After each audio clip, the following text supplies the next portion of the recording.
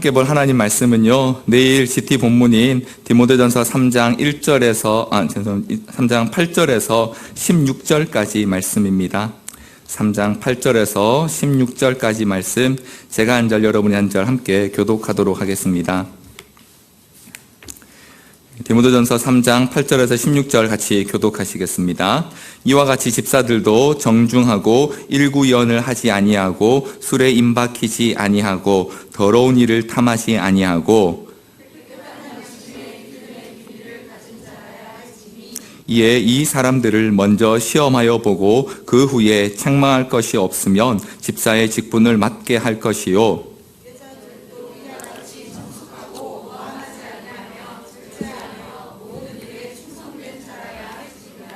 집사들은 한 아내의 남편이 되어 자녀와 자기 집을 잘 다스리는 자일지니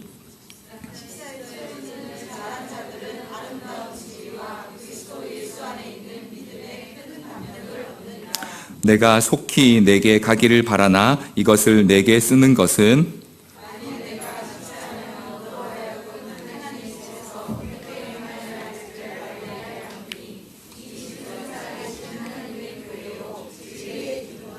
우리 16절 함께 읽겠습니다.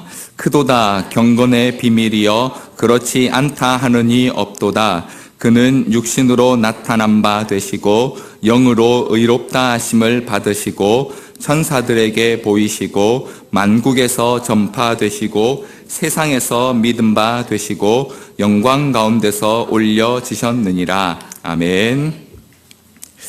우리 말씀 시작하기 전에요. 먼저 담임 목사님께서는 미얀마 집회 잘 마치시고요. 내일 새벽 1시 정도에 비행기 타시고 내일 아침에 여기 한국에 도착하십니다. 도착하실 때까지 건강 지켜주시고 또 오셔서 주일 예배도 준비하셔야 되는데 잘 감당하실 수 있도록 끝까지 함께 기도해 주시길 부탁드립니다. 네. 목사님 드디어 오십니다. 네. 굉장히 빨리 알아들으시네요. 네. 제가 오늘 설교 올라오기 전에 잠깐 우리 어떤 자매랑 그렇게 얘기했습니다. 오늘 선생님 안 계신데 자습하면 좋겠다. 네. 네. 그동안 일주일 동안 못했던 GT 하시고 이렇게 가시라고 하면 좋겠네요. 뭐 그렇게 얘기했는데요. 네. 그럼에도 불구하고 또 오늘 하나님께 주시는 또 우리를 위해 예비하신 은혜가 있는 줄 믿고요. 이 시간 같이 오늘 디모데전서 말씀 같이 좀 나누려고 합니다. 얼마 전에 우리 6월 12일 날 굉장히 역사적인 사건이 하나 있었죠. 북미 정상회담 70년 만에 그죠. 북한과 미국의 두 정상이 만났습니다. 아마 많이들 뉴스로도 보셨을 테고요. 네, 또 남북 정상회담과는 또 다른 또 그런 감동과 또 뭔가 또 새로운 그런 느낌들이 있었습니다. 그런데 이번에 이제 북미 정상회담을 하면서요, 그 양국의 두 정상만큼 또 주목받았던 한 사람이 있습니다. 혹시 기억하십니까? 바로 그 미국 대통령 통역사로 따라왔던 한국 분이신데요. 네. 제가 보니까 이렇게 예전 미국 대통령 때부터 계속 통역사로 계속 일을 하고 계시는 분이라고 합니다. 우리 잘 아는 것처럼 그 통역사의 역할은 그죠? 최대한 그 두 정상이 서로 오해 없이 대화를 잘 할 수 있도록 이렇게 도와주는 게 그 통역사의 역할입니다.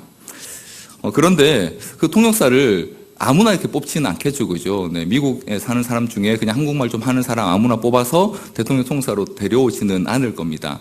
네, 그 통역사를 뽑기 위해서 아마 많은 사람들이 이 사람이 정말 괜찮은 사람인지, 어학 실력은 두말할 것도 없고, 그죠? 인격적으로나 혹은 배경적으로나, 그 사람이 어떤 사람인지 굉장히 많이 검증을 하고, 또 살펴보고, 할 수 있다면 테스트도 해보고, 그렇게 해서 아마 분명히 뽑았을 겁니다. 저는 사실 그걸 보면서 이렇게 제 개인적인 그런 에피소드를 하나 이렇게 생각한 게 있었습니다. 제가 이제 작년에 한번 가족들과 이렇게 외국에 여행을 간 적이 있었거든요. 네. 프랑스에 잠깐 갔었는데요. 네. 아시다시피 이제 프랑스 분들이 이렇게 영어에 그렇게 능하지 않으시더라고요. 네, 저만큼 잘 못하시더라고요. 네, 갔는데 이제 제 아내랑 저희 초등학생 두 아이들 데리고 갔는데, 네, 전부 다 이제 저만 쳐다보고 있는 겁니다. 그래서 이제 어쩔 수 없이 제가 이제 통역사 역할을 한 거죠. 네, 거의 절반은 한국말, 콩글리시, 그리고 안 되면 이제 그냥 손가락으로 손짓 발짓해서 이렇게 했는데요. 어느 정도 시간이 지나고 나니까 저도 이제 좀 익숙해진 겁니다. 그래서 이제 하루는 이제 가족들을 이렇게 두고 내가 빵 사올 테니까 좀 기다려라. 뭐 먹고 싶니? 물어봤더니 이런저런 거 먹고 싶다 그래서 걱정하지 마. 아빠가 다 사다 줄게 이러고는 제가 가면서 이제 계속 생각을 했습니다. 이렇게 말을 하고 이걸 달라고 해야지. 제가 그 전에 이제 그 빵 이름들 다 이렇게 미리 조사를 해갔거든요. 그리고 이제 그 마트에 가서 이제 제가 이렇게 영어와 그 현지의 빵 이름을 섞어서 이걸 주세요 했더니 이분이 딱 알아듣고는 바로 이렇게 포장을 해 주시더라고요. 그래서 이 정도면 괜찮지 뭐 그러고 이제 딱 주시는 걸 이렇게 받아가지고 집에 왔는데 제가 말한 것과 전혀 다른 게 이렇게 들어있는 겁니다. 이렇게. 나는 분명히 이걸 달라 그랬는데 다른 걸 주신 거예요. 그래서 제가 그 다음부터는 빵 사러 가서 절대 이렇게 말로 하지 않고요. 이렇게 제가 정확하게 제가 원하는 대로 다 사올 수 있었습니다. 네. 제가 사실은 이렇게 빵을 가족들과 함께 여행을 다니면서 그죠. 제가 그 가족들을 이렇게 좀 잘 이끌기 위해서 그 통역사분처럼 막 그렇게 준비를 하진 않을 겁니다. 내가 가서 이 단어를 틀리면 이게 큰일 나니까 이렇게 하면 안 되지. 그렇게 하지 않았습니다. 그냥 뭐 현장에 가서 안 되면 그냥 뭐 대충 어떻게 하다 보면 뭐 어차피 자기도 모르고 나도 모르는데 뭐 어떻게 되게 하겠어? 뭐 이런 마음으로 갔습니다. 하지만 그 통역사분은 아마 절대 그렇지 않았을 겁니다. 그죠? 아마 오시기 전부터 굉장히 많이 준비를 하셨을 거고요. 또 뭐 거기에서 현장에서 굉장히 긴장하고 또 정말 잘 하기 위해서 노력을 많이 하셨을 거라 저는 생각을 합니다. 뭐 충분히 미루어 짐작할 수 있습니다. 제가 왜 이 말씀을 드리냐면요. 지금 우리가 함께 읽은 디모데전서 3장에 보면요. 1절부터 7절에는 감독의 그 자격에 대해서 교회에서 여러 가지 일을 이제 총괄하는 감독의 자격에 대해서 이야기했고요. 그리고 지금 이제 8절부터 한 14절, 13절까지는 집사의 자격에 대해서 이야기하고 있습니다. 근데 보시면 굉장히 까다롭습니다. 그리고 굉장히 어렵고요. 요즘 이렇게 보면 집사 아무나 못하겠네 싶을 정도로 그렇게 쉽지 않습니다. 여기 집사님들 어떻게 자격을 읽어보시니까 뭐 이 정도면 나는 괜찮네 싶으신가요? 네. 저는, 네. 너무 이렇게 자신만만하게 안 이용하시는 거 아닙니까? 네.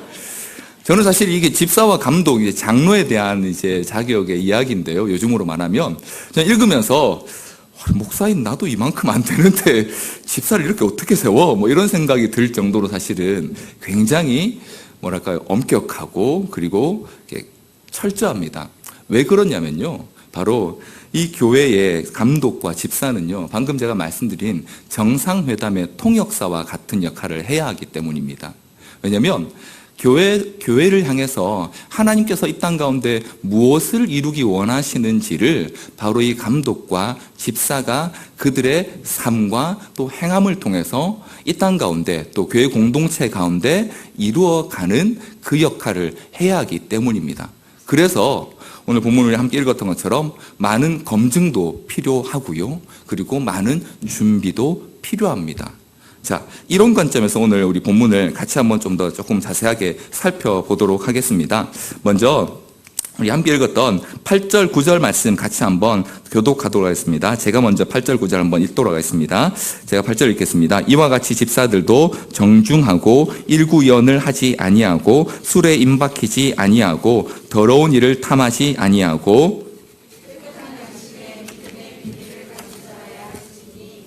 네. 오늘 본문을 보니까요, 이렇게 집사 직분을 또 받을 수 있는 사람이 어떤 사람인지에 대해서 몇 가지를 이야기하고 있습니다. 단어는 조금 다르지만 사실은 앞서 1절로 7절에 나왔던 감독의 직분의 작업과 크게 다르진 않습니다. 먼저 오늘 8절에 보니까요, 집사들은 정중해야 한다라고 말하고 있습니다. 이 정중하다는 단어가 사실 우리말로 이야기하면 조금 의미가 와닿지 않습니다. 이 단어를 영어로는 grave, 우리가 알고 있는 그 무덤이라는 단어와 똑같은 단어의 형용사를 썼습니다. 그 원래 의미는 이제 뭐 진지한 혹은 무거운 이런 의미인데요. 왜 이 정중하다라고 이렇게 성경이 표현하고 있냐면 정중하다는 건요, 다른 게 아니라 그 삶의 중심이 예수 그리스도이셔서 결코 가볍지 않은 상태를 말하는 겁니다. 그래서 정중하다는 건요, 예수님께서 그 중심에 딱 견고히 계셔서 어떤 상황에서도 잘 흔들리지 않고요. 그리고 그가 행하는 모든 것에 있어서 분명한 기준이 있는 그런 사람을 정중하다라고 그렇게 표현합니다.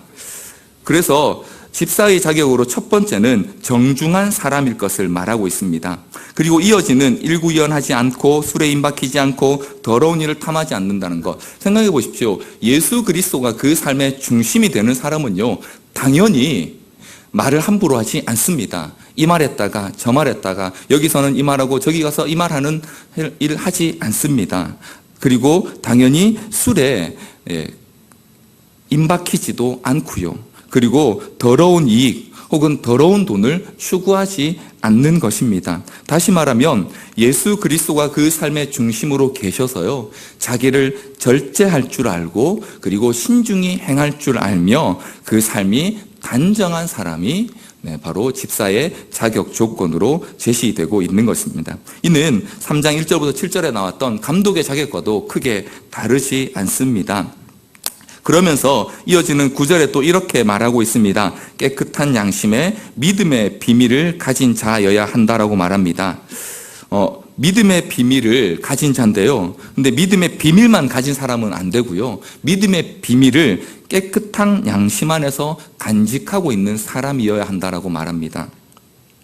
여기서 믿음의 비밀이라고 하면 두 가지 정도를 생각해 볼 수 있습니다. 첫 번째는요, 깊은 개인적인 하나님과 영적인 체험을 말하는 것일 수 있고요. 또 한 가지는 여기서 이제 이 믿음의 비밀이라고 하는 단어가요, 성경에서는 주로 이제 계시에 의해서 나타난 말씀을 의미하는 단어입니다. 그래서 하나님께서 우리에게 보여주신, 계시해 주신 말씀, 곧 진리의 말씀을 잘 알고 있는 것. 그래서 이 믿음의 비밀이란 하나님과의 개인적이고 내밀한 체험과 또 그 말씀에 대한, 진리에 대한 확신을 가진 상태를 말합니다. 그런데 왜 이 믿음의 비밀이 깨끗한 양심 안에 있어야 합니까? 깨끗한 양심이 없으면요, 믿음의 비밀도 우리는 이용할 수 있는 사람이기 때문입니다. 인간의 죄의 본성이 얼마나 깊이 그리고 얼마나 강력하냐면요, 가장 거룩한 것으로도 가장 추악한 욕심을 채울 수 있는 존재가 바로 우리 인간이기 때문입니다. 그래서요, 우리는 심지어 하나님께 기도하는 그 기도를 통해서도 우리 욕심을 추구할 수 있습니다. 실제로 우리는 그런 기도를 종종 우리 하나님 앞에 드릴 때가 있지 않습니까? 분명 내 욕심인 걸 알면서도 하나님께서 이것을 해주셨으면 하는 마음으로 기도할 때가 있습니다. 그래서 믿음의 비밀을 깨끗한 양심 안에 간직한 사람을 집사로 세울 것을 본문은 말하고 있습니다. 그래서요, 하나님의 계시의 말씀에 대해서 확신을 가지고 견고히 붙잡으면서도 그것을 깨끗한 양심, 곧 깨끗한 선행 가운데, 선한 삶 가운데 유지해 가는 자가 집사로서의 자격을 갖춘 자라고 이렇게 말하고 있습니다.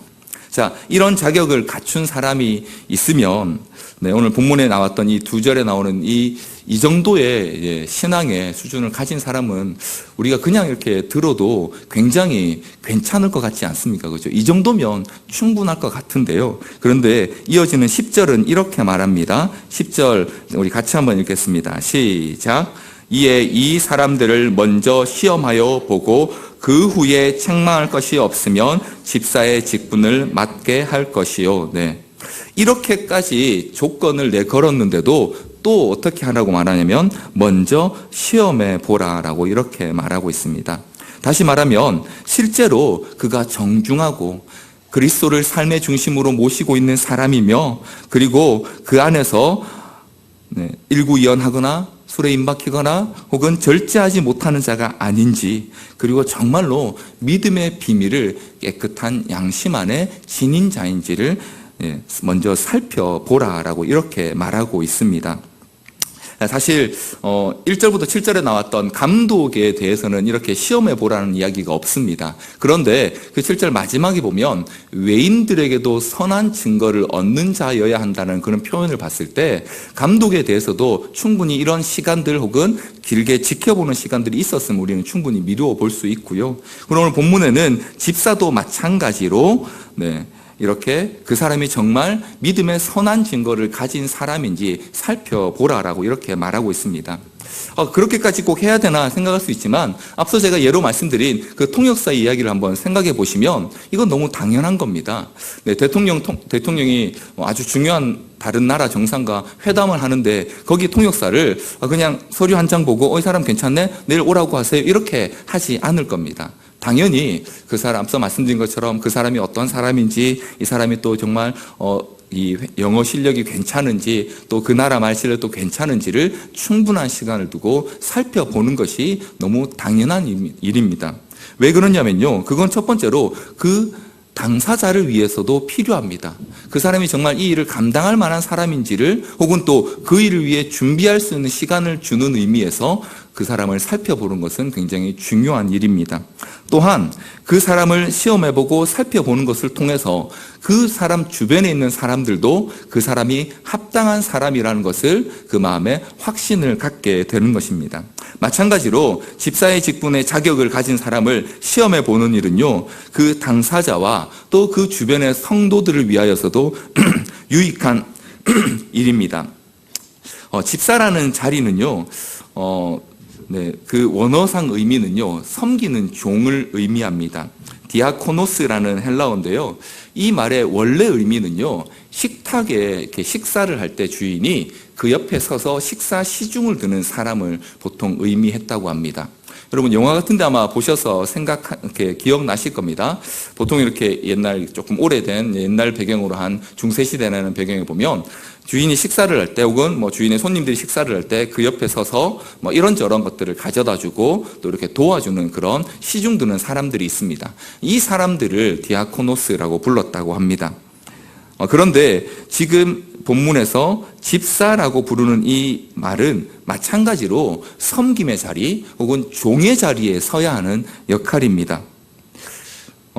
앞서 3장 1절부터 7절에 나오는 감독은요, 교회의 전체적인 일들, 가르치는 일, 혹은 성도의 삶에 대한, 혹은 교회의 여러 가지 일에 대한 제반 업무를 총괄하는 사람이라면, 집사는 그 실무를 담당해야 하는 사람이라고 할 수 있습니다. 그래서 성경에 보면 집사가 했던 일이 봉사와 구제와 섬김의 일들을 담당했던 것을 우리는 사도행전을 통해서 볼 수 있습니다. 자, 이런 일들을 해야 합니다. 그런데 이런 일을 해야 하는 상황이 지금과 너무 다릅니다.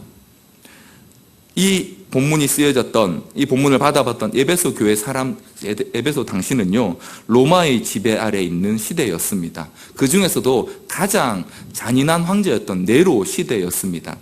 예수님을 믿는다는 것, 혹은 내가 기독교인이라는 걸 밝히는 것만으로도 이런저런 박해와 혹은 심지어 죽음을 각오해야 하는 그런 위험한 시대였습니다.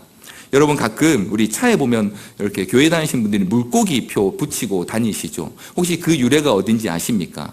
그게 바로 이 로마 네로 시대에 이 박해를 피해서 그리스도인들끼리 서로의 신분을 확인하기 위해서 썼던 바로 그 모양입니다.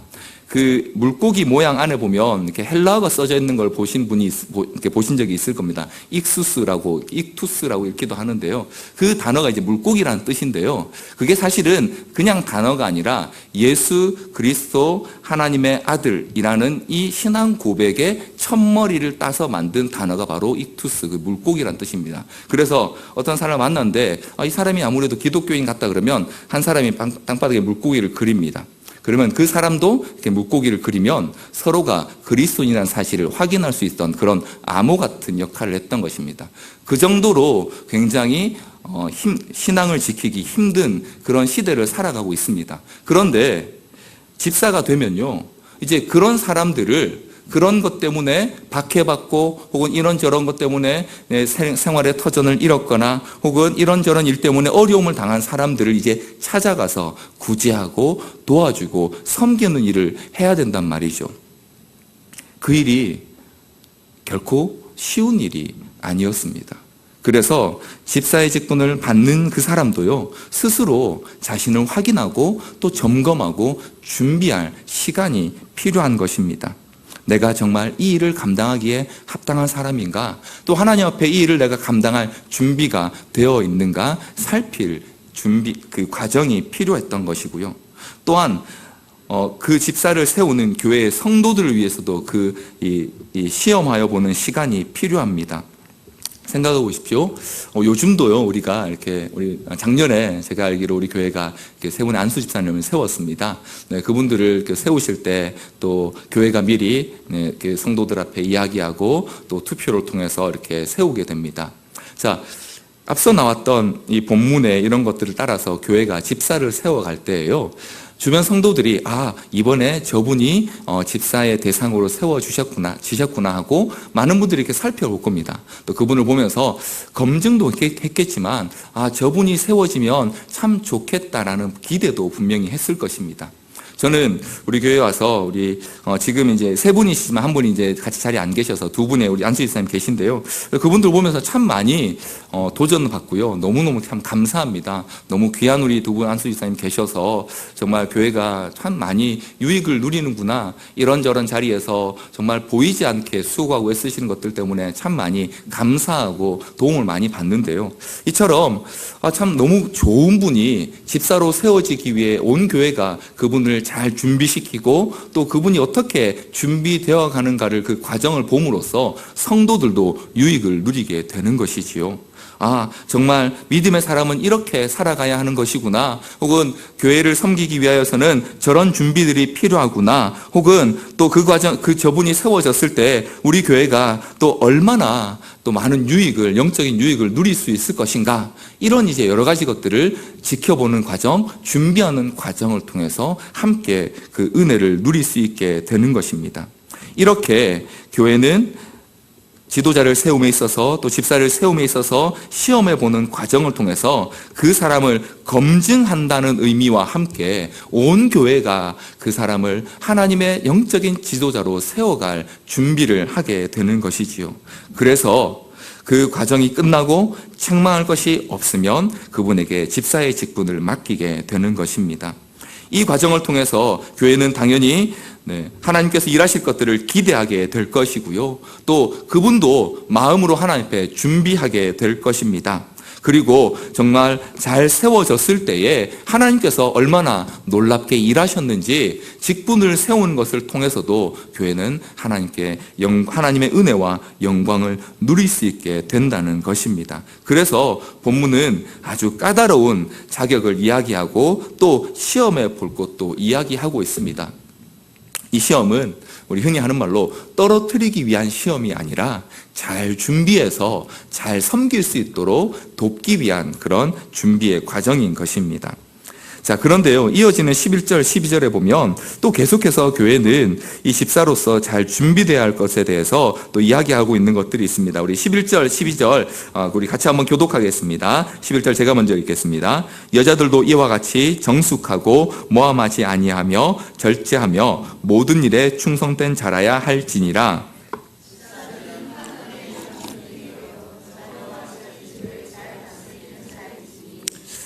13절까지 같이 한번 읽겠습니다. 집사의 직분을 잘한 자들은 아름다운 지위와 그리스도 예수 안에 있는 믿음의 큰 담력을 얻느니라. 11절에 보니까요, 여자들도 이와 같이 정숙하고 모함하지 아니하며 절제하며 모든 일에 충성된 자가 되라고 말합니다.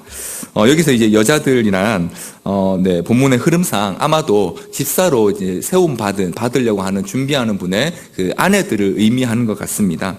그런데 그 아내들에 대해서도요, 이 집사와 똑같은 수준의 자격을 요구합니다. 11절에 보면 정숙하고라고 하는 이 단어는요, 앞에 8절에 나왔던 집사들에게 요구했던 정중하다라는 단어와 동일한 단어입니다. 집사로 세워질 사람은 그 남편뿐만 아니라 대상뿐만 아니라 그 아내와 아내까지도요, 하나님 앞에서 삶의 중심이 잘 세워져 있는 사람, 기준이 분명한 사람이어야 한다라고 말하고요. 뿐만 아니라 모함하지도 않고 절제하며 모든 일에 충성된 자여야 한다라고 말하고 있습니다. 왜 그 아내들에게도 이런 걸 요청할까? 앞서 말씀드린 것처럼 집사라는 직분은 당시 굉장히 사실 실무적으로 해야 할 일이 많은 역할입니다. 사실 우리 교회도요, 그죠? 우리 많은 집사님들이 사실 이렇게 보이지 않는 곳에서 많이 수고하십니다. 주방에서도, 카페에서도, 네. 또 그 외에 뭐 여러 가지, 또 주중에 있는 여러 가지 일들, 네. 얼마 전에 저는 한 가지 굉장히 놀랐습니다. 네. 이렇게 어제까지는 분명히 저 이렇게 화장실에 세면대에 아무것도 안 붙어 있었는데 세면대 수도꼭지에 뭐가 이렇게 다 하나 달려 있더라고요. 누가 이렇게 새벽에 와서 달아놓고 가신 겁니다. 네. 누가 다셨는지 저는 참 감사합니다. 네. 우리 세면대가 물 딱 들면 물이 쫙 해서 이제, 네. 이렇게 물을 이렇게 샤워를 하게 돼 있었는데 덕분에 이렇게 물이 안 쏟아지게 이렇게 해놓으신 것 같더라고요. 네. 이처럼 많은 분들이 정말 하나님 앞에 네, 정말 보이지 않게 수고하는 일을 해야 되는데요. 그러기 위해선 네, 오늘 본문에 나오는 표현을 따르자면 남편 혼자의 충성으로는 그 일을 감당하기가 어려운 것이죠. 우리 잘 아는 것처럼 사실은 교회 일을 함께 섬기기 위해서는요, 남편뿐만 아니라 아내도 같은 마음으로 충성하는 일이 필요했던 것 같습니다. 그래서 그 아내들에게도 동일한 그런 준비를 할 것을 그렇게 말씀하고 있습니다. 자, 이렇게 아내들에게도 뿐만 아니라 또 심지어 그 가정에 있어서도요, 이 집사들은 한 아내의 남편이 되어 자녀와 자기 집을 잘 다스리는 자여야 한다라고 말하고 있습니다. 감독의 그 자격에도요, 가정을 잘 다스리는 자여야 한다라고 이야기하고요, 집사의 자격에 있어서도 가정을 잘 다스리는 자가 되어야 한다라고 말합니다. 이제 이 본문을 읽을 때마다 몇몇 분들은 좀 마음에 이렇게 좀 부담을 느끼시는 분들도 계실 겁니다. 특별히 이제 믿지 않는 남편이나 혹은 자녀들을 둔 분들은 굉장히 많은 큰 부담을 지니시게 될 텐데요. 자, 한번 생각해 볼 필요가 있습니다. 자, 가정을 잘 다스린다라는 게 어떤 의미일까요? 네. 남편이 이제 아빠가 교회를 나오면 모든 가족이 다 그 통솔 아래 일사불란하게 교회를 잘 나오는 그게 잘 다스리는 것일까요? 앞서 우리 봤던 그 자격들을 생각해 보십시오. 감독의 자격도 그렇고요, 집사의 자격도 그렇고요. 이 사람이 얼마나 신앙적으로 성숙한 사람인가를 그 증거로 보일 것을 요구하고 있습니다. 자, 그런 의미에서 그런 분이 한 가정의 가장으로 있다고 한다면 그 가정을 잘 다스린다는 것은 어떤 의미일까요? 말 한마디에 아들들이 쫙 줄을 다 서고 주일날 딱 와서 일사불란하게 딱 앉아서 예배 드리고 무슨 일 있어도 예배 안 빠지는 그게 잘 다스리는 걸까요? 저는 그렇지 않다고 생각합니다. 오늘 본문은 계속해서 감독도 그렇고요, 집사도 그렇고요, 그 신앙적으로 성도들에게 본이 될 만한 사람이 되어야 한다고 말하고 있습니다. 그렇다면 동일하게 가정을 잘 다스리는 것 또한 1차적으로는 그 가정에서 믿는 자로서의 본이 되는 사람이 되어야 함을 먼저 말하는 것이라고 저는 생각합니다. 다시 말하면 밖에서뿐만 아니라 안에서도 정중하고 일구연하지 않으며 술에 임박이지 않고 또 더러운 일을 탐하지 않는 자로서 가장으로 혹은 남편과 아내로 그 본을 가족들에게 보이는 모습이 바로 가정을 잘 다스리는 모습의 가장 첫 번된 역할이라고 할 수 있습니다. 그런 의미에서 혹시라도 아직 믿지 않는 남편, 자녀들을 두신 혹은 또 우리 집사님들 너무 어려워하지 마십시오. 하나님께서 바로 이 일을 위해서 저와 여러분을 가정에 믿는 자로 보내신 것입니다. 예수 그리스도를 믿는 자들은요, 가장 먼저 부름받는 사역지가 혹은 사명지가 혹은 선교지가 바로 가정이 되는 것입니다. 가정에서 믿음의 변화된 모습, 내가 예수 그리스도를 영접함으로 말미암아 내 삶의 중심이 그리스도로 바뀌어지고, 그래서 이전에는 이런저런 말로 상대방을 좀 모함하기도 하고 했던 사람이 그런 말하기를 그치게 되고, 혹은 삶에서도 여러 가지 이런 절제하지 못하던 모습들이 변화되는 모습들을 통해서 먼저 가족들 안에서 그 본을, 믿음의 본을, 또 변화의 증거들을 나타내는 그 일을 하도록 하나님께서는 우리를 가정의 한 사람으로 부르셨다라는 것입니다. 그래서 먼저 그 가정에서 이 일들, 오늘 집사나 혹은 감독의 역할로 해야 할 일들을 감당할 수 있는 사람이 교회 공동체에서도 그 일을 할 수 있다라는 것입니다. 그래서 우리 그리스도인들은요, 특별히 하나님께서 우리에게 주신 가정과 혹은 또 여기 계신 우리 청년들 또 동일합니다.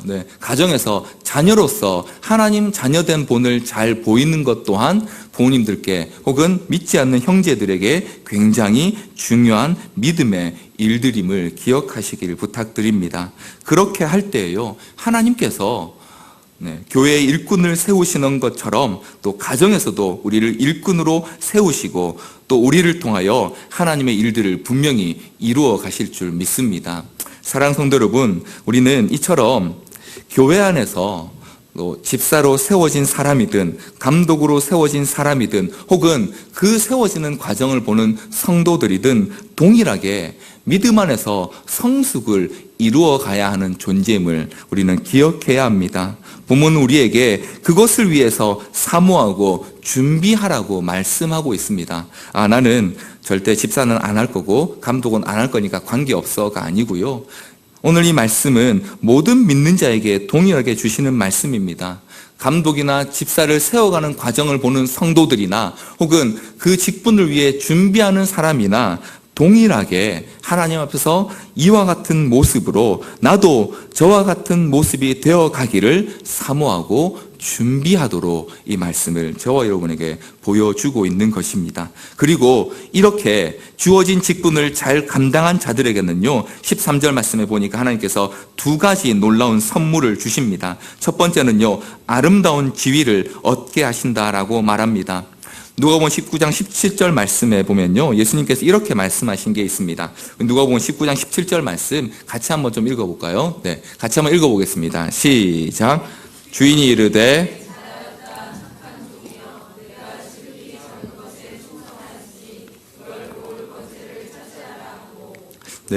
주인이 멀리 가면서 이제 종들에게요, 동일한 금액을 나눠주고 이것을 내가 올 때까지 잘 사용하라고 맡기고 합니다. 그런데 한 종이 한 문화를 받아서 10문화를 남겼습니다. 그러자 주인이 칭찬한 말이 바로 19장 17절 말씀입니다. 주인이 이르되 잘하였도다 착한 종이여, 내가 지극히 작은 것에 충성하였으니 10골 권세를 차지하라. 무슨 뜻입니까? 작은 일에 충성함을 보니까 큰 일에도 충성할 수 있는 자임을 알게 되고 그에게 큰 일을 맡겨준다라는 것입니다. 마찬가지입니다. 하나님께서 맡겨주신 그 직분이 집사든 혹은 가정의 아내든 남편이든 혹은 딸이든 아들이든 어떤 자리든 혹은 내가 섬겨야 할 그 어떤 자리든 간에 그 자리에서 그 직분에 충성한 자들은 하나님께서 더 크고 아름다운 지위를 얻게 하신다라는 것입니다. 이것은요, 세상적으로 말하는 것처럼 한 단계 높은 자리로 승진하는 게 아닙니다. 가끔 이렇게 교회 처음 오신 분들이 그렇게 말씀하시더라고요. 목사님, 집사님보다 권사님이 높고 권사님보다 장로님이 높은 거죠. 그럼 목사님이 제일 높은 거네요. 근데 왜 담임 목사님하고 부목사님 계신 거예요? 그러면 담임 목사님이 사장님이고 부목사님은 부사장인가요? 뭐 이렇게 물어보시더라고요. 네. 그런 게 아니죠, 여러분. 그렇게 알고 계신 듯한 표정을 짓고 계신 분이 계시네요. 그런 거 아니었어? 뭐 이런 분이 계시네요. 네. 그렇지 않습니다. 교회의 직분은요, 지위를, 고하를 뜻하는 것이 아니고요, 하나님께서 그에게 합당한 대로 맡겨주신 직분이고 역할입니다. 그래서 제가 개인적으로 존경하는 한 목사님들 이런 말씀하셨습니다. 목사가 강단에 서 있을 때나 목사지 내려가면 똑같은 성도 아니냐. 네. 저는 그 말이 굉장히 큰 의미를 담고 있다고 생각합니다. 먼저 하나님 앞에서 충성된 그리고 잘 준비된 성도에게는 하나님께서 적합한 직분을 맡기신다는 것이고요. 그리고 맡겨진 그 사명을 잘 감당하면 하나님께서 더 아름다운 지위를 얻게 하시는데, 얻게 하시는 것은 그 사람이 더 뛰어나고 잘하고 잘났다는 걸 보여주기 위해서가 아니고요, 충성된 자를 하나님께서 더 귀히 여겨서 더 많은 일을 감당함으로 하나님의 놀라운 일들을 함께 공유하고 누리도록 그에게 더 아름다운 지위를 주시는 것입니다. 또한 이렇게 직분에 충성한 자들은요, 믿음의 큰 담력을 얻는다라고 말하고 있습니다. 집사의 직분을 충실히 행하게 되면, 맡겨주신 그 사명을 충실히 감당하다 보면요, 이게 내가 한다고 해서 이렇게 될 일이 아닌데 라는 것들을 겪게 됩니다. 좀 부끄러운 이야기입니다만, 저는 신대원 제가 2학년 때 한때 이제 이렇게 이 소명에 대해서 제 마음에 이렇게 막 의심이 생겼습니다. 뭐 의심이라기보다는 좀 하기 싫었던 것 같아요. 그래서 이제 하나님 앞에, 하나님 저는 이거 못하겠습니다 이러고 이제 제가 막 이렇게 버팅겼던 그런 시절이 있었습니다. 뭐 그때는 나름 이런저런 이유를 막 갖다 댔습니다. 하나님, 제가 해보니까 이것도 저하고 잘 안 맞고요, 이것도 잘 안 맞고, 결정적으로 저는 문과가 아니고 이과 스타일이에요, 막 이러면서 제가, 하나님, 저는 필드에 나가서 열심히 섬기겠습니다. 그래서 제가 실제로 그때 신학교를 그만두고 제가 이제 그 NGO 단체에 가서 이렇게 일을 해야겠다, 그리고 막 알아본 적이 있었습니다. 물론 제가 이렇게 알아보니까 자격 요건이 안 되더라고요. 뭐 지원할 수 있는. 네. 그것 때문에 온 건 아닙니다. 여러분 오해하지 마십시오. 네. 네. 제가 이제 그렇게 막 하나님 앞에 뻗팅기면서 막 이렇게 뭐 기도라기보다 이제 저항을 했죠. 네. 저항하고 있었는데요. 어느 날 하나님께서 저한테 이렇게 말씀하셨습니다. 그래, 좋다. 그러면 네가 그동안 잘한 게 뭐가 있었냐 한번 보자. 이렇게 하나님 저한테 물으시더라고요. 왜 그랬냐면, 제가 이제 하나님 앞에 이런 좀 핑계를 댔습니다. 하나님, 저는 보이는 게 너무 중요한 사람이라, 제가 뭔가를 준비했을 때 보이지 않는 어떤 조건들에 의해서 일이 이루어지는 걸 저는 참 이렇게 감당하기가 어렵습니다. 제가 준비하고 이렇게 된 대로 딱 돼서 이런 결과가 나오는 게 좋은 사람인데, 그렇지 않습니까? 교회 사역이라는 게 그렇거든요. 제가 막 100을 들여 준비했다고 항상 100이 나오지 않고 어떨 땐 50이 나오기도 합니다. 근데 저는 10밖에 준비를 못했는데 막 60, 70이 막 나오기도 하는 게 교회의 사역이란 말이죠. 실제로 제가 그런 적이 있었습니다. 네. 주일학교 이제 제가 전도사 시절에 어린이 주일학교 사역을 했었는데요. 네. 뭐 전도사 1년차, 2년차 아주 이제 초보 전도사니까요. 뭐 사실 할 줄 아는 게 별로 없었습니다. 그래서 정말 이렇게 하루는 하나님 앞에 기도하면서 이제 어린이 전도 잔치를 해야겠다. 그리고는 막 준비를 했습니다. 그래서 당시에 이제 제가 섬겼던 그 작은 교회에 주일학교 아이들이 지금 저희 주일학교보다 좀 작았어요. 한 12명 정도 됐거든요. 1학년부터 6학년까지. 그래서 이제 얘들이 이제 가서 잘 전도할 수도 하고, 한 25명 정도는 오겠지 이러고는 한 30명 정도 준비를 했거든요. 그날 70명이 왔다 간 거예요. 교회가 생긴 이래 가장 많은 아이들이 왔다 간 주일이 된 겁니다. 그러면 난리가 났죠. 근데 그 다음 주에 또 12명 왔더라고요. 네. 이런 거를 제가 잘 소화를 못 해내는 거죠. 그래서 하나님, 제가 이 길에 맞지 않는 것 같습니다. 그렇게 얘기를 했었는데, 그래서 이제 저는 가서 잘할 수 있는 거 하겠습니다. 하나님, 제가 잘할 수 있는 거를 시키시면 열심히 하겠습니다. 그랬는데 하나님 그렇게 물으시더라고요. 그래, 네가 잘할 수 있는 게 뭔지 한번 보자. 그래서 제가 이제 한편 이제 뭐 이런저런 핑계를 댔죠. 하나님, 옛날에 제가 이런 것도 했고 이런 것도 했는데 잘 하지 않았어요 하고 생각해 보니까 그게 제가 잘해서 된 게 아니라는 걸 그때 이제 깨닫게 된 겁니다. 제 삶에 있어서도 내가 준비하고 내가 힘써서 한 건 줄 알았는데, 뒤돌이켜 생각해 보니까 그때 하나님께서 내게 이런 은혜를 주지 않으셨다면 불가능한 일들이었구나 라는 걸 깨닫고 제가 하나님 앞에 이제 항복했습니다. 아, 하나님, 그렇군요. 사실은 제가 하는 줄 알았는데 제가 하는 게 아니고 하나님께서 다 하시는데 저는 정말 숟가락만 얹었군요 라는 걸 깨달았던 것입니다. 마찬가지입니다, 여러분. 미래에 큰 담력을 얻는다는 것은요, 봉사일을 하다 보면, 하나님 맡겨주신 직분을 따라 섬기다 보면요, 내 능력으로 감당할 수 없는 일인 줄 알았는데 하게 하시는 때가 있습니다. 혹은 내가 준비하고 노력했던 것보다 더 놀랍게 일하시는 하나님의 역사들을 경험하게 되는 것입니다. 그래서 충성된 종은요, 자신이 하고 있는 일을 하나님께서 기뻐 받으신다는 것을 깨닫게 되고요, 또 자신을 통해서 하나님께서 일하고 계신다는 것을 경험하게 되는 것입니다.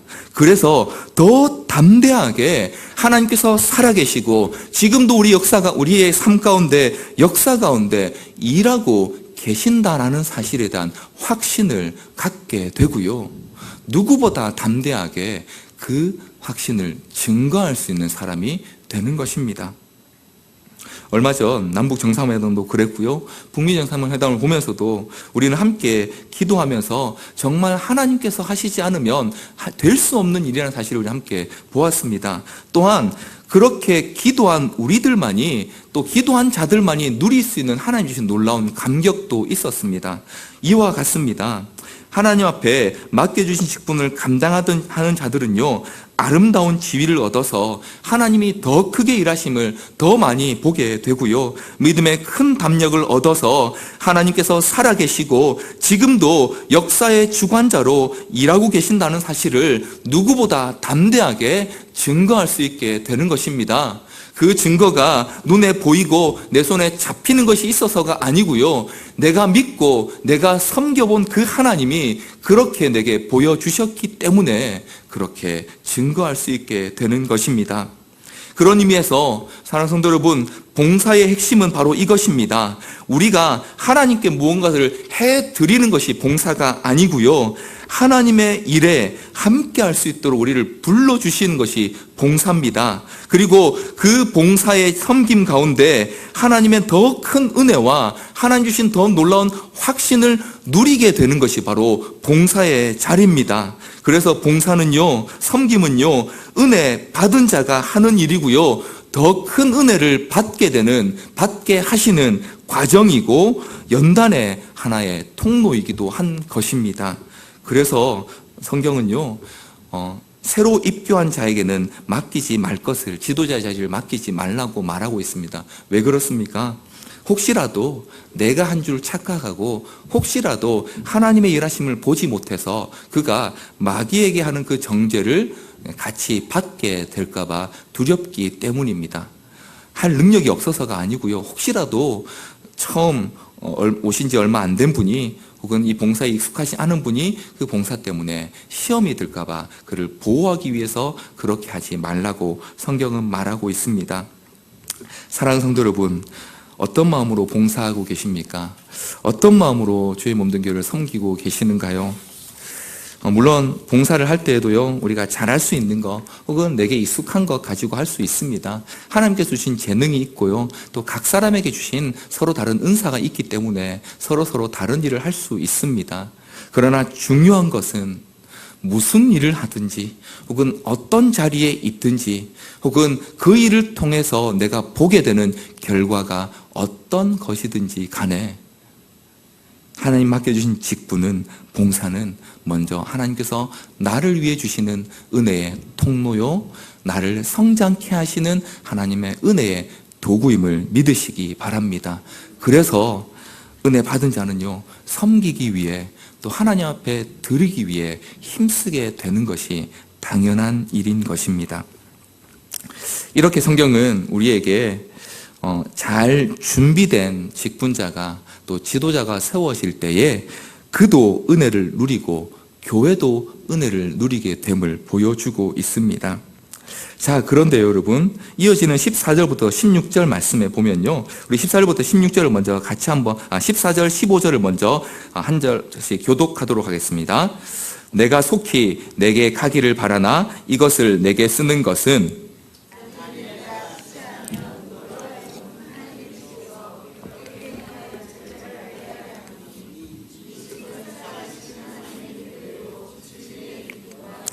네.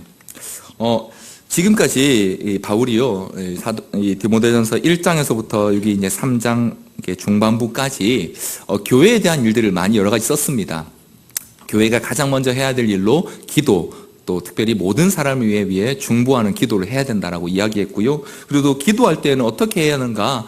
남자든 여자든 거룩과 단정함으로 자신을 꾸미고 준비해야 된다는 이야기를 했고요. 그리고 또 이어지는 교회의 지도자들, 감독과 집사는 어떤 자격으로 또 어떻게 섬겨야 하는지를 보여주었는데요.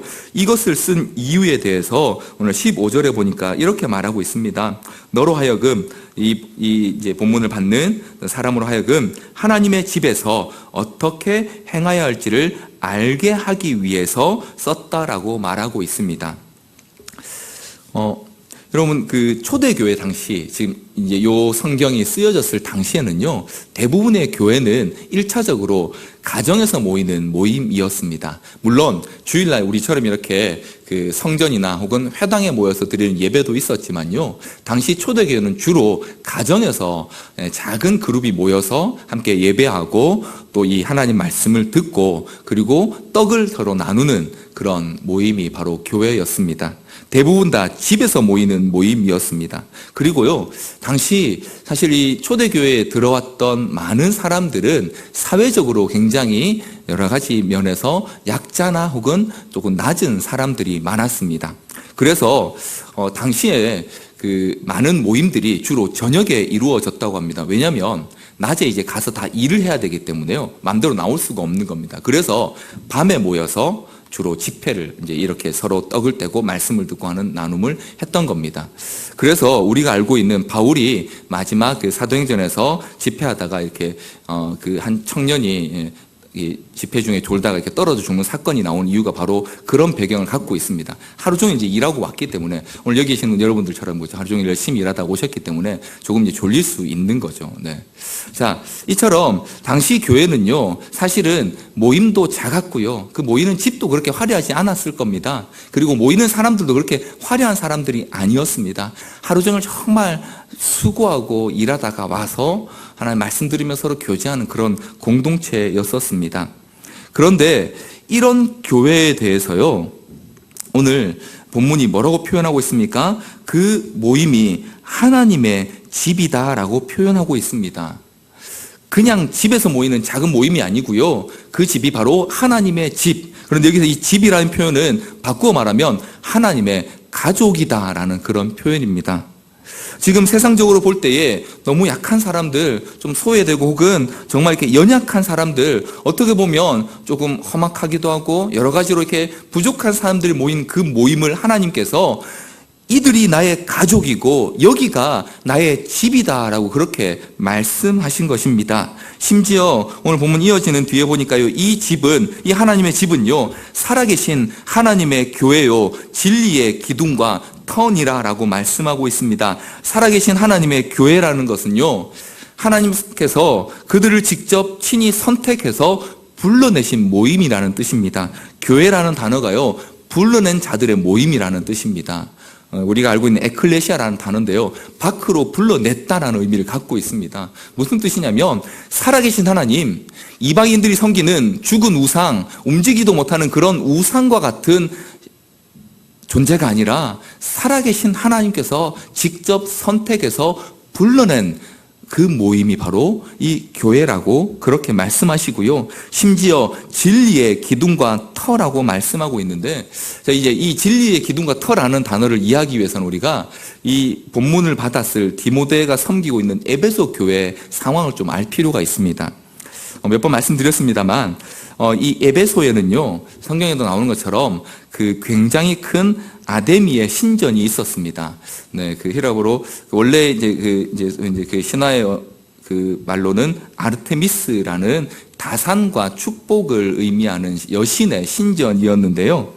이 신전이 당시에 아테네에 서 있었는데, 이 신전의 크기가 어마어마해서요, 그 고대 7대 불가사의 건축물 중에 하나로 꼽힙니다. 왜 그러냐면요, 이 신전의 크기가, 네, 입구 쪽이 약 55m, 그리고 그 뒤쪽 길이가 115m 정도의 규모를 갖고 있었다고 합니다. 이 사이즈가 대충 뭐랑 비슷하냐면요, 축구장 크기랑 비슷합니다. 네. 그리고 이 신전의 지붕이요, 대리석으로 만들어진 지붕이 올려져 있었는데, 이 지붕을 버티기 위해서요, 이 길이 직경이 약 2m 정도 되는 대리석 기둥을 높이 19m로 세워서 그 기둥이 약 120개 정도를 세웠다고 합니다. 그러니까 100m 길이의 이 신전의 지붕을 얹기 위해서 이 어마어마한 그 대리석 기둥을 약 100개 이상 세워놓은 엄청난 규모의 신전이었고요. 여러분 혹시 아테네에 있는 파르테논 신전이라고 들어보신 적 있으십니까? 그 파르테논 신전보다 2배가 더 큰 신전이었다고 합니다. 당시로선 정말 어마어마한 규모의 신전이었죠. 그런데 그 신전에 가면 제일 먼저 보이는 게 뭐냐? 바로 그 터와 엄청난 숫자의 기둥들입니다. 그 기둥 자체가, 그래서 고대 이제 역사가들은 그 이제 신전에 대해서 여기는 인간의 세상이 아니라 신들이 거하는 세상이다라고 표현했을 정도로 엄청난 위용과 화려함을 자랑하던 신전이었습니다. 근데 이 아테네 사람들은 매일 그 신전을 보고 살았던 사람들입니다. 죄송합니다. 에베소 교인들은요, 그 신전을 매일 보았던 사람들인데, 지금 하나님께서 그들에게 지금 초라하고 작고 그리고 몇 명 되지 않는 사람들, 그리고 때로는 박해를 피해서 몰래 모이는 이 모임을 보고 뭐라고 말씀하시냐면, 여기가 나의 집이고요, 나의 집이고 하나님의 집이고, 이곳이 바로 진리의 기둥과 터라고 말씀하신 겁니다. 겉으로 보여지는 건물만 비교하면 도저히 연상할 수 없는 그런 단어를 지금 하나님께서 그들에게 쓰신 것입니다. 왜냐하면 하나님의 집을 떠받치는 기둥과 터는요, 겉으로 보이는 화려함이나 혹은 사람이 갖고 있는 능력이나 혹은 그가 어떤 일을 할 수 있는지의 문제가 아니라 그 안에 하나님께서 두신 경건의 비밀, 믿음의 비밀을 가진 자만이 혹은 가진 공동체만이 그렇게 될 수 있기 때문입니다. 모든 사람들을 위해 기도하고 또 거룩과 정결로 자신을 단장하고 그리고 정말 준비된 자로 하여금 하나님의 집의 일들을 하도록 세워가는 그 믿음의 공동체는요, 교회는요, 세상이 보기에는 어떠할지 몰라도 하나님 보시기에는 이 땅에 하나님께서 세우신 진리의 기둥과 터와 같다라고 그렇게 말씀해 주고 있는 것입니다. 자, 그러면 이어지는 16절에서 어떻게 이 작은 교회가 집에 모여서 그냥 자기들끼리 이렇게 모임 같던 이 작은 공동체가 어떻게 이렇게 엄청난 하나님의 집이요 진리의 기둥과 터가 될 수 있었는지 16절이 말해주고 있습니다. 우리 16절 같이 한 목소리로 한번 읽도록 하겠습니다. 시작. 크도다 경건의 비밀이여 그렇지 않다 하느니 없도다. 그는 육신으로 나타난 바 되시고 영으로 의롭다 하심을 받으시고 천사들에게 보이시고 만국에서 전파되시고 세상에서 믿음 바 되시고 영광 가운데서 올려지셨느니라. 아멘.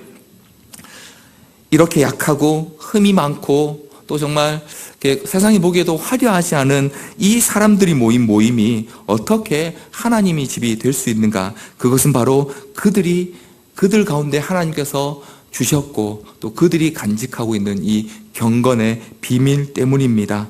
경건의 비밀은 무엇이냐면 오늘 16절에 보여주고 있는 것처럼 바로 예수 그리스도에 관한 비밀입니다.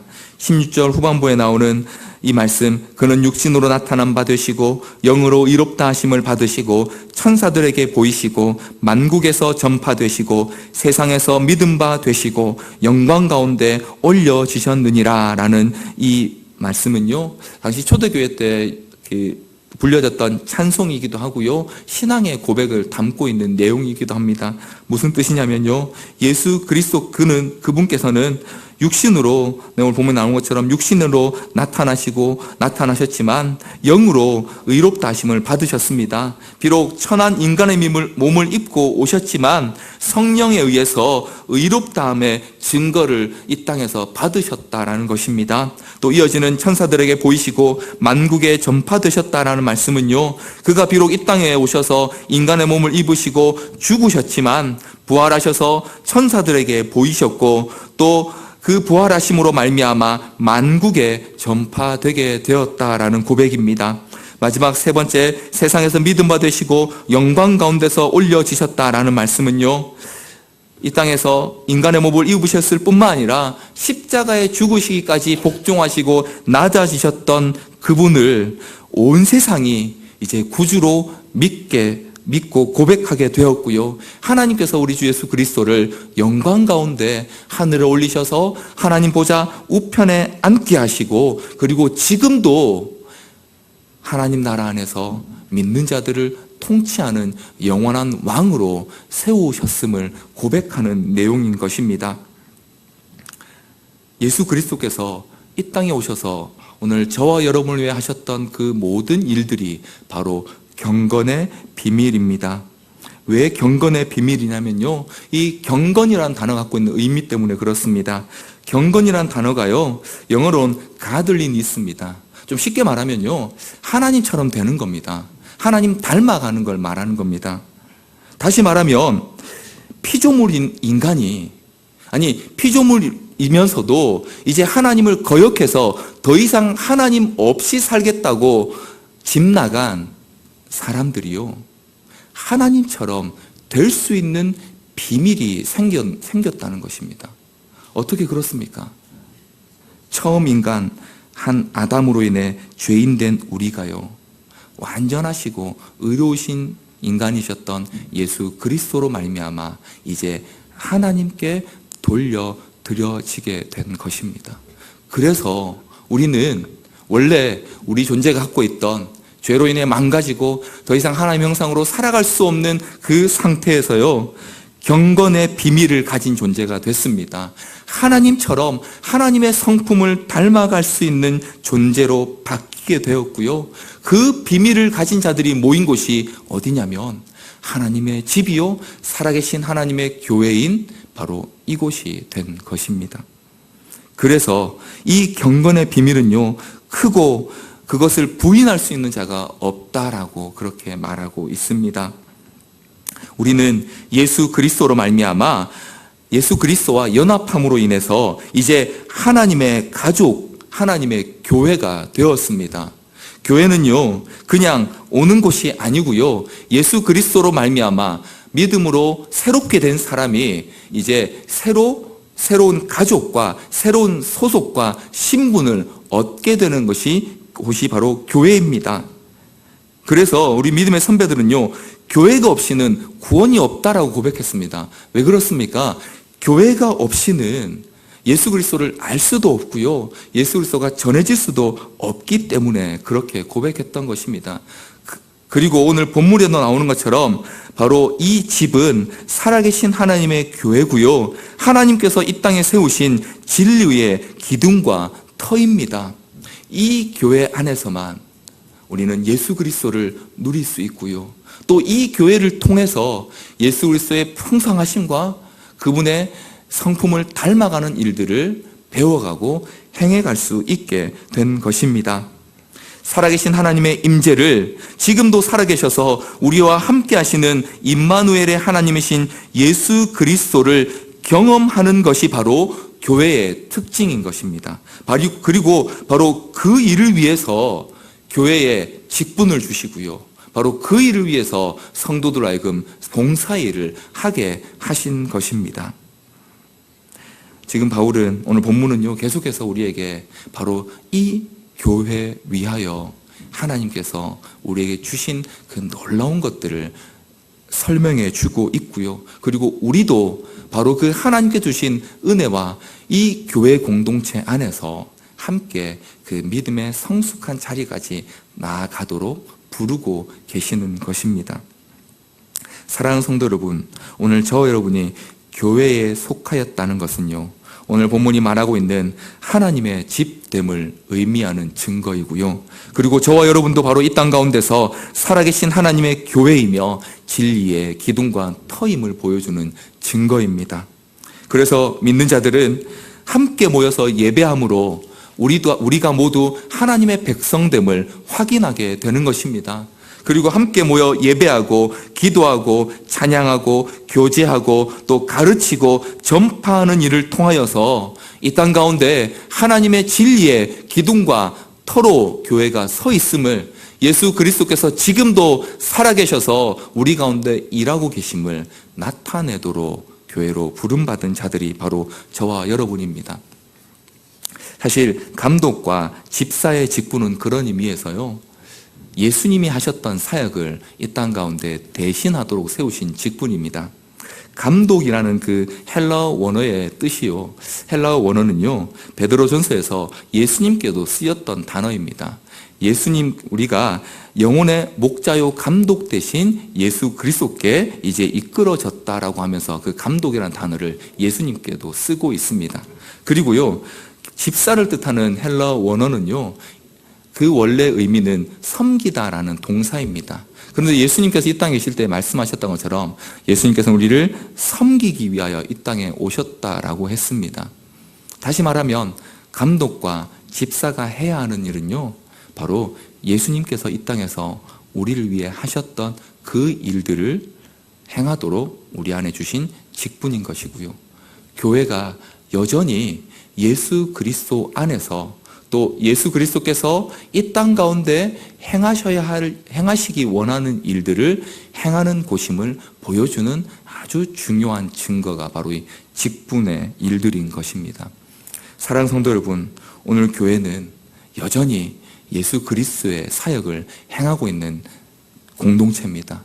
예수 그리스도가 감당하셨던 직분을 세우고요, 또 그분이 행하셨던 그 사역을 이 땅 가운데 이루어 가도록 부른 공동체가 바로 교회입니다. 그래서 저와 여러분은 이 직분을 사모해야 합니다. 자리를 사모하는 것이 아니라요, 바로 그런 자리에 하나님이 맡기실 만한 자 되도록 우리가 성장하도록 사모해야 합니다. 그리고 그 직분을 감당할 수 있도록 날마다 준비해 가야 합니다. 그것이 바로 예수 그리스도께까지 자라가는 일이고요, 머리 대신 그리스도로부터 모든 풍성함을 공급받는 일이고요, 그리고 교회의 몸의 지체로서 지체의 역할들을 서로가 서로에게 행하는 일들입니다. 그래서 오늘 저와 여러분이 옆에 있는 우리 성도들에게, 또 귀한 우리 동역자들에게 이 성도의 일을 함께 해주는 것이 바로 하나님의 은혜가 막힘없이 흘러가도록 하는 역할을 하는 것입니다. 그래서 저와 여러분은 서로에게 하나님이 주신 은혜의 통로인 것입니다. 우리 옆 사람한테 이렇게 한번 인사해 볼까요? 당신이 은혜의 통로입니다. 한번 인사해 보시죠. 당신이 은혜의 통로입니다. 바로 여러분 때문에 교회가 있고요, 또 교회로 인해 우리가 함께 존재하게 된 것입니다. 사랑하는 성도 여러분, 오늘 이 말씀을 기억하면서요, 하나님 앞에 함께 찬양하며 나가기 원합니다. 지금도 우리 가운데 그 경건의 비밀을 한없이 부어주심으로 말미암아 주를 섬기기에 합당한 자로 세워주시는 우리 주님 앞에 우리 이렇게 한번 찬양하며 나갔으면 좋겠습니다.